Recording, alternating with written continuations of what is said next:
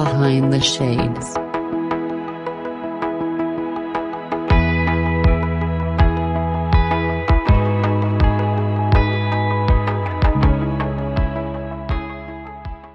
There was a girl I used to date 3 ex-girlfriends ago, and I told her how to make sure because she listens to this. So Yeah, I be remember careful. telling her a story that I have nothing to prove. I'm like, my reputation is set. You know, none of that freaky stuff. There's none of that. And she kind of looked at me like, I'm just joking. I Yeah, just, yeah. you The know, people's like, hold on, player. yeah. Mm-mm. She's like, I'm new. She's like, I don't care about the past. This is the current, right? But sometimes I think we get trapped in that where we're thinking, okay, I'm this type of person. I've slain all these dragons before you.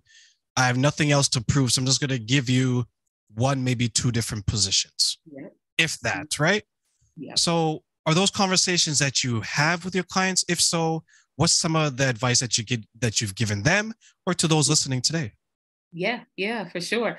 And this is the thing too, when it comes to again, sex is definitely it's not a one size fits all approach, which some people tend to take. Like, I've done this with other people and supposedly it was great. And I'm gonna say supposedly, because sometimes people lie, right? So sometimes people lie, but if you're in tune, you shouldn't really miss the mark. But a lot of times too, you may have thought because you've had this experience with other people and it seemed like it went over very well, which is good, but everyone is different. Every man is different. Every woman is different. Every body is different. Like the bodies are different, and as you continue to grow too, and evolve into who you are and other people, that sex at 20 years old is going to look maybe different at sex 40 years old. Like there's going to be changes. There are going to be ways that you approach different things. So yeah, going into it with this whole like, I done knocked them all down. You ain't you ain't nothing but another one. Like I'm gonna hit you with this 1-2 punch, and it's gonna be all good. Yeah, you might get your feelings hurt by someone who's very open and honest and comfortable in their sexuality. So it's really good to just have conversations about this kind of stuff early on. Sometimes it's okay, like if the chemistry is just really high, and sometimes you all just hit it off and it's great, and that's great. Does that happen all the time? No. And so that's why talking about it ahead of time and being fun and playful with it, like, what do you like? I'm tell you, like, I love to do this, but I'd love to know, like, what gets you going? Like, and let me know, like, I'm so open. Like, you could tell me your fetishes, your fantasies, like really create a space for someone to feel comfortable. Because in order for you to really be intimate with someone, you have to be able to be vulnerable. And vulnerability causes you to be a lot more transparent and not just think that your way is the only way. Really be open to hearing someone else's point of view. So that's one thing I want to touch on is fetishes. I know that can kind of be like a sensitive topic for people because some of them are more acceptable, some of them are more out there. Yeah. So how can I, let's say me, use me as an example, how can I have that conversation where I don't know if my partner is going to be forthcoming and open to at least hear it, much less do it? Yeah. And, I will say that one can be, it can be a little tricky, especially if you've been with someone for a while and you all have kind of grown together and you kind of set in the way in which you all do something, because that conversation can have a lot of outcomes. One could be like, okay, you're coming to me about this. So what have you been doing? Right. That could go that way, or it could be like, am I not good enough? Am I not enough? Now you want to do this, so you want to try that. So yeah, so that conversation can go a lot of different ways. That's why it's good to just start it off, premising it. And I always like to talk about the sandwich method, which is like talk about something that you all are doing already that's phenomenal. Like in the bedroom, you like, oh my God, I enjoy that. Like we got to keep that on the menu because that is right, so definitely kind of almost like you're setting that stage, you're giving a compliment, you're kind of pumping them up, and to some degree kind of feeding the ego a little bit, but it is honest. It's not like you're lying about something. You're being honest and saying, I really enjoy that. What I was thinking, this is where the sandwich method comes in. Right after that compliment, that you bring in something that, you want to try. Like we've been together for a minute. I love what we do together. Like, I love our relationship. And I would like to explore more with you because I just feel that comfortable. So that brings out the vulnerability. I feel that comfortable with you that I would like to try this. Just so you know, it doesn't significantly impact our relationship if you're not ready for that now. And the reason why I say not ready for that now, because that gives them opportunity to think about it. And you're not saying we're going to close the door just yet. Like, I need you to be open to, so it's like saying, let's think about it, take some time. You don't have to tell me right now, but maybe we could circle back and then give a time frame, maybe about a week or two. Let's talk about it again.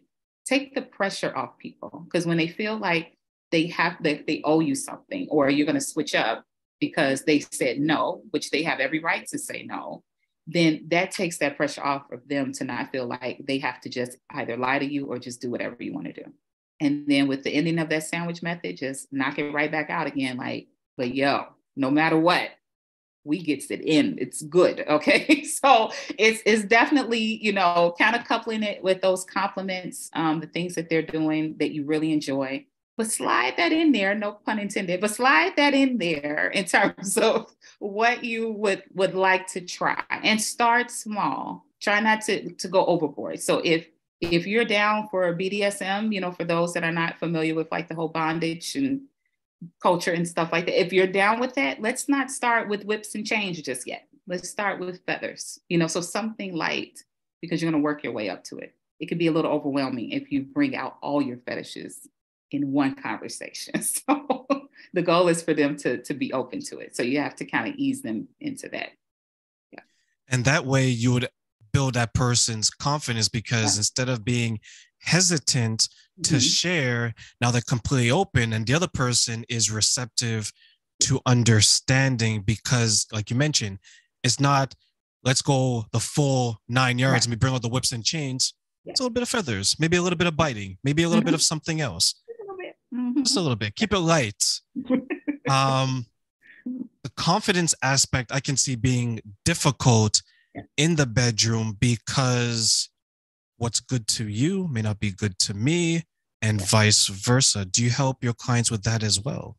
Yes, definitely. And, I think there's this misconception sometimes that that men are typically the ones that want to kind of, go a little over the top or try these different things. Well, what I find is actually a lot of women have a little bit more hidden kink, in them. And so for women expressing themselves that way, that's what I find a lot that's a challenge sometimes in our sessions, is because it's like, I don't want him to look at me a certain way. I don't want him to, laugh at me when I'm trying this, because that can also like play on your confidence and your self-esteem when, you in full mode to do all of these things. And then he looking like, girl, what you doing? What is that? And that happens, and that can really kind of, break your confidence a little bit. So a lot of times too, is I would like to introduce those conversations prior to my clients having to bring it up, so that they already know, like, this is kind of one of the things that we will talk about over the course of our sessions. And then that gets them already in the mindset, like, okay, she's going to probably hit us with this soon. So it's kind of just prepping them for it. But yeah, like, that's one of those things that can be, I think, a little bit nerve-wracking or a little scary for anyone. That's like with anything, right? Anything that's new or unknown, it's going to produce maybe a little bit of anxiety. I hold my clients' hand through that entire process, not like literally, but I hold their hands through that process, and giving them language too around what to say, because a lot of times if you have the language, then you can feel more confident too, because a lot of times people are struggling with the communication piece. How do I say what I want? How can I say it and feel very strong, in my stance, but also create a safe space? So I definitely teach them that as well. So that comes with, a lot of empathy from my part, a lot of understanding, and getting them to feel comfortable expressing that side of themselves. And so I definitely create the space for that.